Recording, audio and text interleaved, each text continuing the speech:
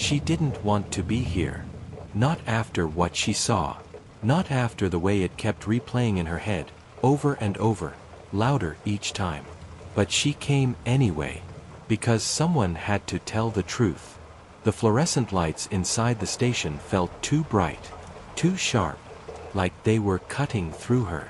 Amara Johnson, 26, stood just inside the entrance, hands trembling, eyes scanning the room like she didn't belong there.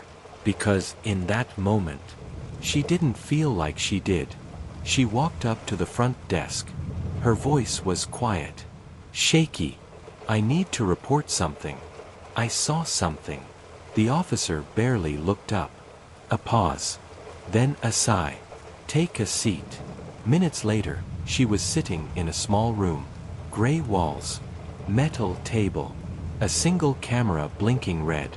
Across from her sat Officer Daniels. Arms folded.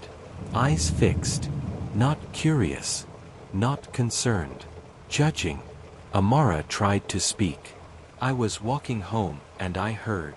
He cut her off. "Start from the beginning." Not gentle. Not patient. A command. She nodded. Tried again. But every word felt heavier now. She described the night. The sound. The movement. The moment everything changed. But as she spoke, he didn't lean in. Didn't ask questions. He leaned back. Eyes narrowing. "You're saying you just happened to be there?" The tone shifted. And she felt it immediately. "That area isn't exactly on your route home, is it?" Amara blinked. Confused. I took a different way." "Why?" Silence. Her throat tightened. Because suddenly, this wasn't about what she saw. It was about her. Her breathing changed. Short. Uneven. "I'm just trying to help." He tapped his pen on the table. Slow. Rhythmic. Unnerving. "Then help me understand why your story keeps shifting." Her head snapped up. "It's not shifting." But even as she said it, her voice cracked. Inside her mind, everything blurred. The flashing lights from that night. The sound she couldn't forget. The face she tried not to remember. And now, this room, this man, this feeling, that she wasn't being heard. Because there was something she hadn't said. Not yet. Something she kept buried. Because saying it out loud would make it real. And dangerous. Officer Daniels leaned forward now. Closer. His voice lower. Sharper. "People don't just witness things like this, Amara." A pause. Then, "They're usually involved." The room went still. Completely still. And in that silence, something inside her shifted. Not fear. Something else. Her hands stopped shaking. Her breathing steadied. Slowly, she looked up. And this time, she held his gaze. Because what he didn't know, what he couldn't see, was that she had been holding back. Not because she was unsure, but because she was deciding. Stay quiet, and walk out of this room with her safety intact, or speak, and risk everything. Her lips parted, just slightly. The room felt smaller now, closer, like everything was waiting. "Officer." She paused, just long enough to change everything.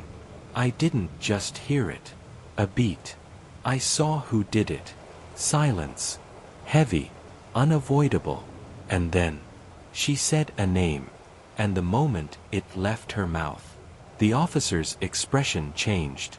Because it wasn't the name he expected. It was one he recognized. "What would you do? Stay silent, or risk everything to tell the truth?" The room didn't just go quiet. It changed, like the air had been pulled out of it. Because the name Amara just said wasn't supposed to be in this room. Officer Daniels didn't speak. Not right away. But something in his face shifted. Subtle. Controlled. But there. recognition, and then, something else. Calculation. Say that again. His voice was lower now. Measured. Amara swallowed, her heart racing again, but different this time. Not fear. Awareness. I saw him, she said. I know what I saw. Daniels leaned back, exhaled slowly. That's a serious accusation. Not concern. A warning, because the name she gave was someone connected, someone protected, someone who didn't get questioned. He did the questioning. The tone of the room changed again. But now, it wasn't about doubt. It was about control. You're sure you want to go on record with that? Daniels asked. Amara didn't answer. Not immediately, because now she understood something clearly. This wasn't just about what she saw. It was about who she saw. Daniels closed the folder in front of him. Slowly.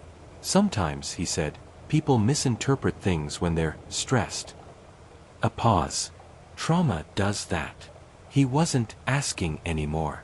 He was guiding her toward silence. Her mind started racing again. Not with memory, but with consequence. What happens when you tell the truth, and no one wants to hear it? Because there was something else. One detail she had kept to herself. Something that made everything undeniable. She slowly reached into her jacket. Daniel's eyes narrowed. What are you doing? Her fingers trembled. But this time, she didn't stop. She pulled out her phone. I didn't just see it, she said quietly. She placed the phone on the table. I recorded it. For the first time, Daniels didn't have control of the room. Not completely. Because if what she said was true, then the truth wasn't just dangerous. It was undeniable. And now, it wasn't just her word anymore. They watched it in silence. Every second of it. Every sound. Every detail. There was no confusion. No misinterpretation. No doubt. The video was shaky. Unsteady. But clear enough. A figure. A voice. A moment that couldn't be explained away. And then, the face. Daniels didn't react immediately. But his jaw tightened. Because the man in the video wasn't just familiar. He was part of the system. The room shifted again. But this time, not in his favor. Where did you get this? He asked. But the question didn't matter. Because the evidence was already there. What Amara had captured was more than a crime. It was proof of who had done it, and who had tried to ignore it. The case changed overnight. Internal investigations, quiet suspensions, closed-door meetings, statements that didn't say enough. And Amara? She walked out of that station differently. Not untouched, not unafraid, but no longer unheard. Because the truth didn't fix everything. It didn't erase what happened. And it didn't answer the bigger question. How many stories like hers never get told? Because if she hadn't spoken, if she hadn't pushed through the fear, that truth would have stayed buried. And maybe the most unsettling part isn't what happened. It's how close it came to never being known. What do you think? Was justice served, or just exposed?